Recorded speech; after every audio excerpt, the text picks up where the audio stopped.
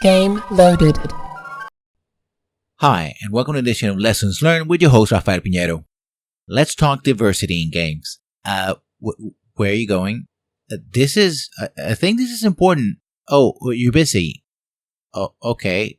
Well, next time I have a Let's Play, I'll give you a shout out. Yeah, okay. Bye.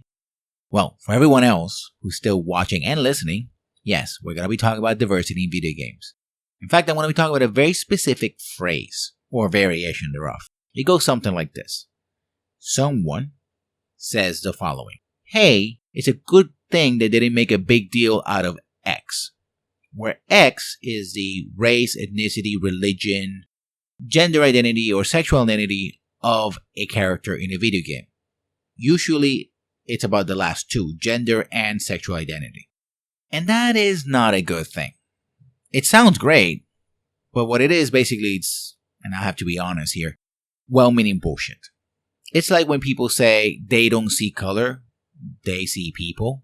You're ignoring an important part of whoever that person happens to be. Yes, it is bad, it is wrong to stereotype people and identify them solely based on their race, ethnicity, and religion, etc. However, those aspects are part of who they are. They are part of their identity. And they mean something to that person.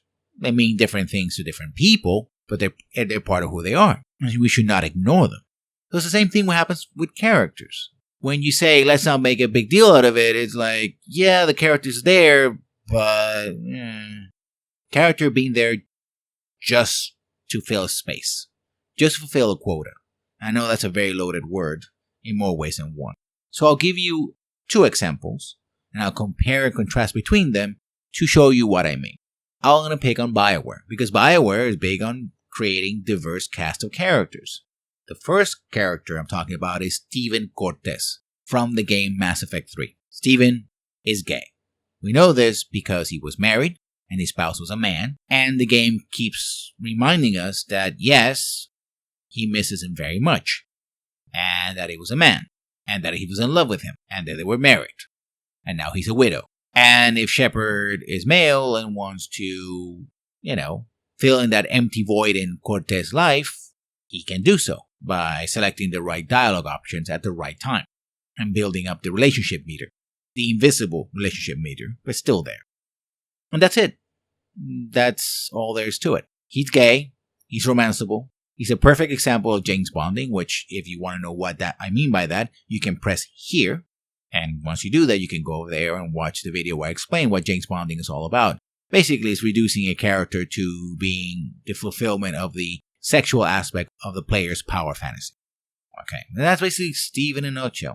He has other characteristics which are very interesting, but the fact that he's gay is just there. Not a big deal was done about it in any way, shape, or form, except, of course, constantly reminding you that, in fact, he's gay. But beyond that, it's immaterial. Then you have Dorian Pavus from Dragon Age Inquisition. He's also gay, and the designers and writers decided to make a big deal out of it. At least, big enough, I suppose. You see, as part of Dorian's backstory, he has a conflict, and by the way, these are spoilers for Dragon Age Inquisition, just so you know. Minor spoilers, but spoilers. Character story spoilers. As part of Dorian Pavus's backstory, we get to know that he has a conflict with his parents, specifically his father, who wanted him to marry a woman. Did I mention Dorian was gay? Yes.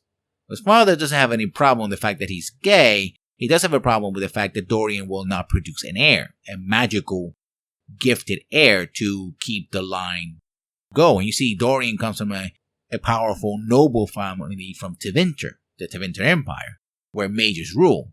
If Dorian doesn't reproduce, there are no children and the family dies. So, according to, a Tevinter custom.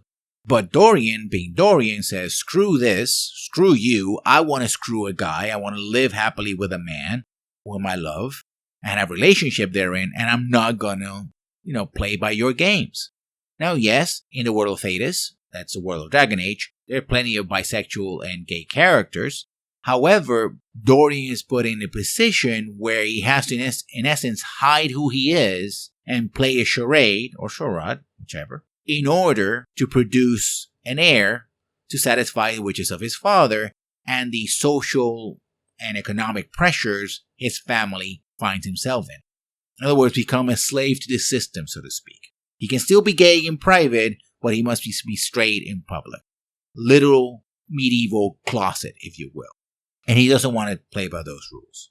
In this case, the fact that Dorian is gay brings real conflict to the forefront. There is a situation where that creates drama, conflict, and allows us to explore an aspect of the setting, as well as the character, that you don't see with Stephen Cortez. Stephen Cortez is a matter of, hey, do you want to bang him or not? Dorian is still available for quote-unquote banging, but there's more to the character than just the fact that he's gay.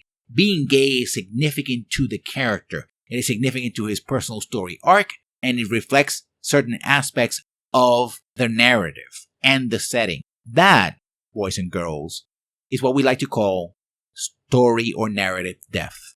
The intersection, if you will, of characters, setting, and plot. This particular aspect of Dorian's life and personality and identity intersects with his wishes of his parents, of the characters, and aspects of the setting, the socioeconomic expectations upon him and his family. And the conflict comes, of course, between his wishes and the wishes of his parents, particularly his father.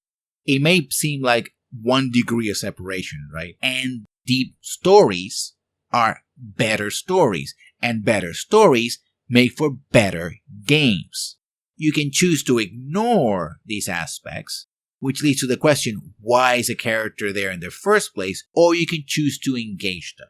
Again, lesson here is very simple. When you go ahead and explore these aspects of characters, these things that make us different and make the character different, you end up with better stories, and therefore you end up with better games. And that's it, basically. So next time around, do make a big deal out of it, because you get better results overall. Well, if you like this video or any other videos in my channel, please comment and subscribe, and I'll see you when I see you. Good night.